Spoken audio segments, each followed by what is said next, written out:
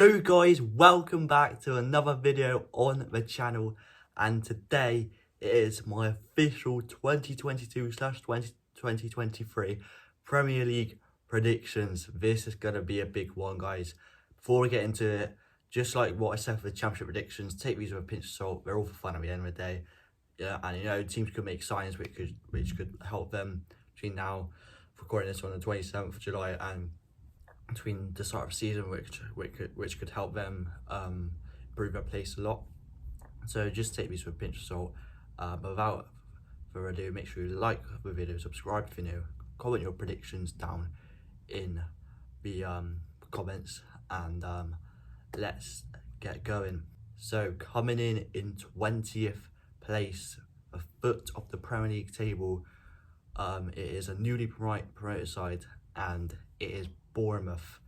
Now, the reason why I have Bournemouth here is because I can't really see them scoring that many goals with the strike partnership with Dom Solanke and Kiefer Moore.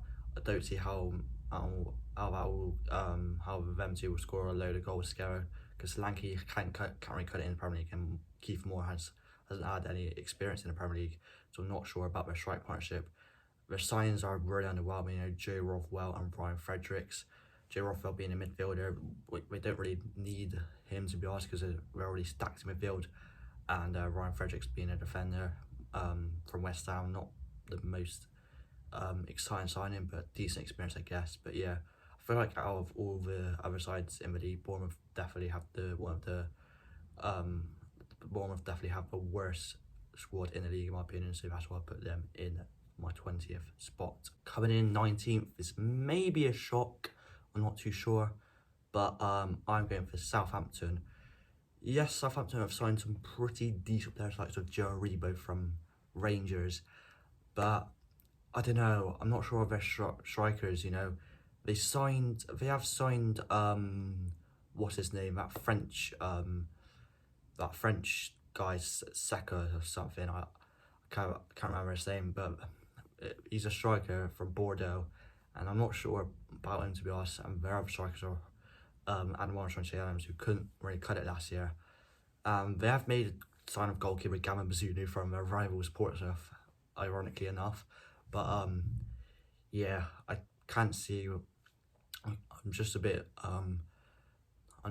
cautious of him making this step up from League One to the Premier League. I'm not sure how well he's going to cope. So that is why I've got Southampton in 19th. And in 18th, the final relegation spot. I was so close to putting this team just above the relegation zone, but unfortunately I have gone for one of the yo-yo teams between the Premier League Championship, and that is Fulham. Now, it really pains me to say, because I do want Fulham to stay up. They have such a good squad for the Championship, honestly. Mitrovic scoring like 46 goals or something last year, incredible, honestly. Not sure how well he's going to do in the Prem. Maybe he'll do quite well this season after having the season of his life. One key outgoing for me is Fabio Carvalho to Liverpool. I think he's a very good player and was really influential in Fulham winning the Championship last season. But he's going to Liverpool now. They have made decent signings, the likes of Jean Paulinho and Andres Pereira, but I'm not too sure how well Mitrovic is going to do. But the over-reliance of him as well, because they didn't really, they have Bobby Reed, but he's not the most prolific in the Premier League. So I have a feeling Fulham will go down in 18th. Just surviving them by the skin of their teeth once again, it is Everton. Everton have signed some pretty good players. Well, one player, in fact, pretty good player in James Tarkowski, centre-back from Burnley. He's a pretty good player. I think it was needed at Everton. But they have lost someone massive in Richarlison to Spurs. That is a massive loss for Everton, honestly. Yes, they have Calvert-Lewin, but it's whether they can keep him fit.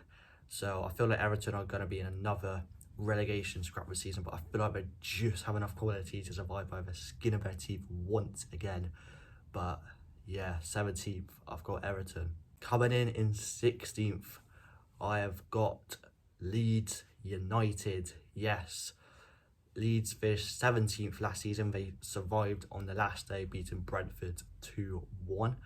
And they have made a couple of signings, the likes of Mark Rocker from Bayern Munich, Tyler Adams as well, really excites me, and a whole load of other players as well.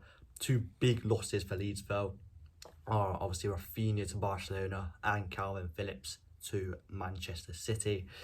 I feel like Leeds will slowly progress, but there are a lot of good teams in the Premier League this season, so it's going to be hard for Leeds. It's maybe a bit harsh, but I've got Leeds in 16th. Coming in 15th then, it is Brentford. Brentford, they did pretty well to survive last season, and I think they're going to survive again. They've done some solid business so far, bringing like sort of goalkeeper Thomas Strakosha from Lazio, also Aaron Hickey and Ben Mee, two defenders I do believe. Ben Mee will bring good experience to the squad, and we're only key outgoing really. You can't really, if you can call it a key outgoing, Dom Thompson to Blackpool, but he wasn't really in the squad last season anyway. So yeah, I feel like Brentford will survive again. I feel like they're trying to establish themselves as a solid team in the Premier League, and I think they will do that once again and finish in 15th place. 14th place now, it is the last newly promoted side, and it is Nottingham Forest. And Nottingham Forest have signed a load of players. Just to name a few: Dean Henderson, to replace Samba, who I think was a big loss for them. They've already replaced him. Dean Henderson on loan from Man United. Jesse Lingard from Man United as well. What a signing that is! I feel like he can do very well for Forest. And Tyrone Awanini from Union Berlin, I think will be decent. A hell of a lot more, including like Lewis O'Brien, Harry Toffolo from Huddersfield as well. Forest are making a lot of good signings, they're improving their squad depth in the Premier League, and I think they're going to shock a lot of people this season. They played some Premier League teams in the FA Cup last season, like Arsenal, Leicester and Liverpool. They gave all those teams pretty good games. And I feel like, don't underestimate them at the City Ground. They have a very good fan base, and I feel like that is another factor that's going to help them survive comfortably in 14th place. Moving on to 13th now, and it is Patrick Vieira's Crystal Palace. Now, Crystal Palace, they haven't really lost anyone too major. They signed two key players that were signed include Sam Johnston from West Brom and Sheikh Doucouré from Lens, I do believe. And yeah, I feel like we're just going to have another decent season, to be fair. Crystal Palace, yeah, not really much to say about them. Still kept the likes of Alicia and Eze and Zaha and players like that. So I feel like they will be in 13th place for me, Crystal Palace. Moving into 12th place, and it is Brighton and Hove Albion, Graham Potter's men.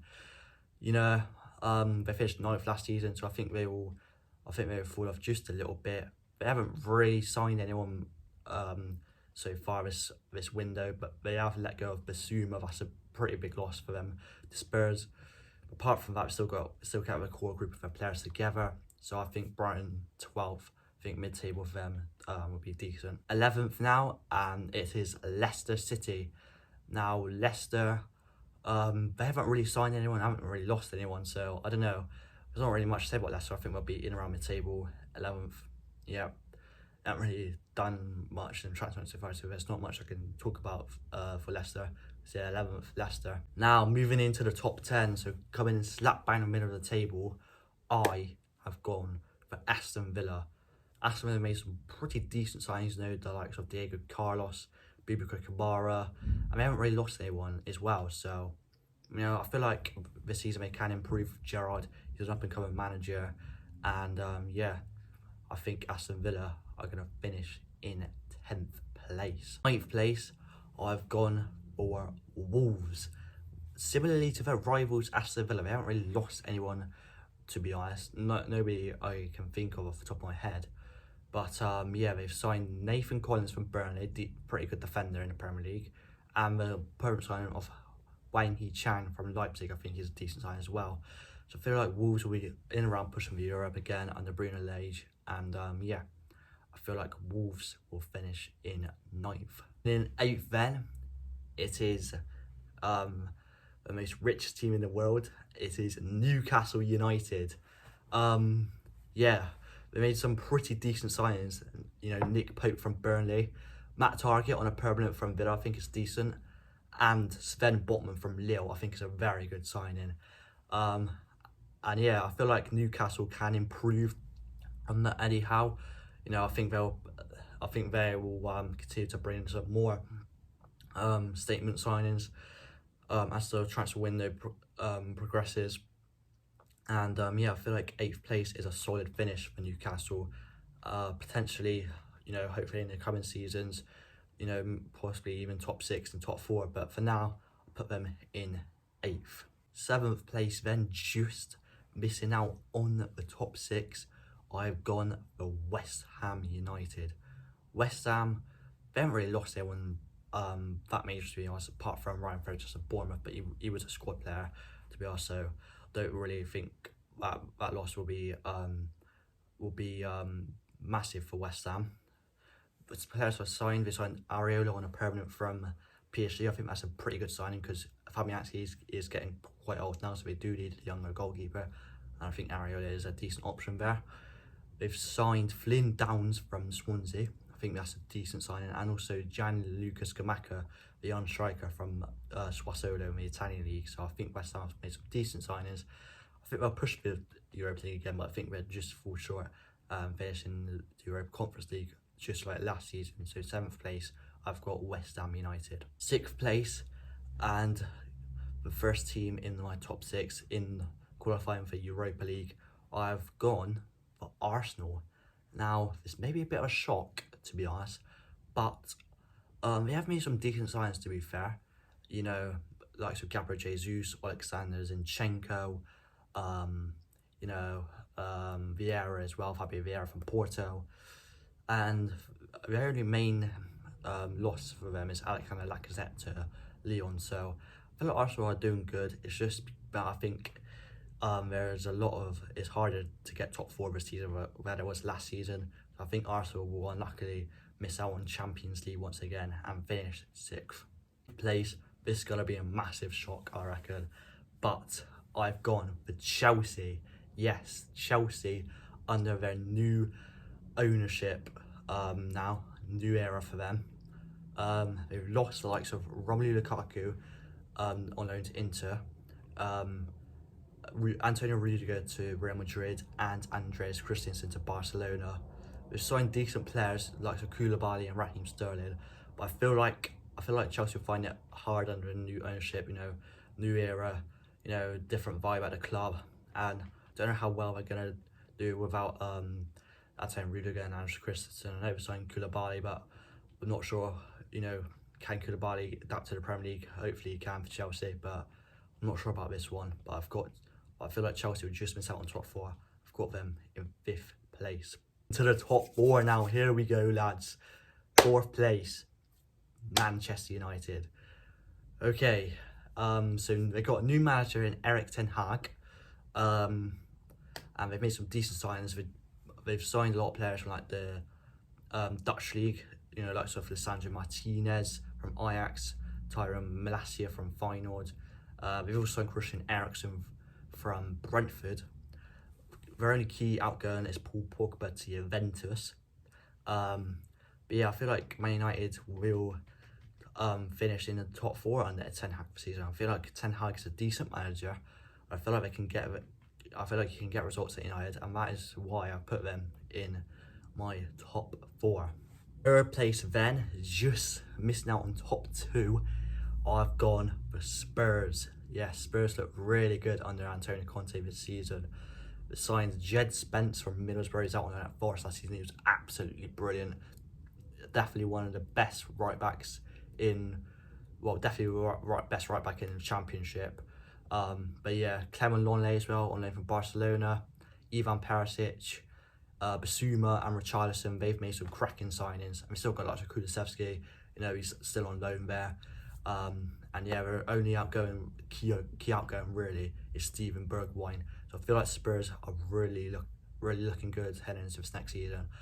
But I don't think they have enough quality to, challenge the likes of Liverpool and Man City. But I feel like they'll definitely be the best of the rest, and I come third, I reckon. So the top two then, obviously no surprise, it's Liverpool and Man City. But who have I got in second, lads? I've gone Liverpool, yes. Yeah, Liverpool signed big name really, Darwin Núñez, Fabio Carvalho, decent player as well. Where a key outgoing for me though is Sadio Mane, but still I feel like they won't have too many issues without him, to be honest, Liverpool. And yeah, I feel like they finished second, because Man City, I feel like they'll win the league again, and that brings me on to them, Man City. Yeah, Erling Haaland, just that's all I'm gonna say. Erling Haaland, he will score a ton of goals, I reckon, at least 15. Man City, they didn't have an out striker last season, and they still won the league. Honestly, Erling Haaland is gonna be an absolute menace to the Premier League, I'm telling you. And yeah, I reckon Man City will win the league again. Calvin Phillips as well. I feel like Man City will probably win the league again. We've got the most quality side in the league, most depth, and yeah, I feel like Man City will win the league again, to be honest. But guys, that has been my Premier League predictions. Thank you all so much for watching. Make sure to leave a like on the video, subscribe if you're new, comment your predictions down in the comments, and I will see you later. Goodbye.